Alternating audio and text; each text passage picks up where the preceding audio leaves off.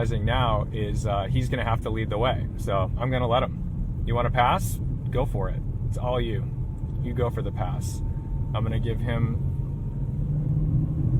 that pass. I have no problem.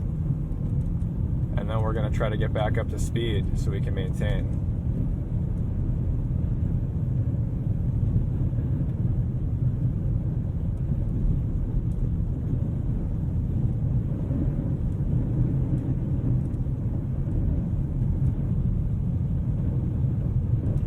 Definitely don't like getting past though, just because, you know, I know that I'm in a situation where holding a lane is a dicey thing. So I don't want my dicey lane holding combined with their dicey lane holding to collide. That's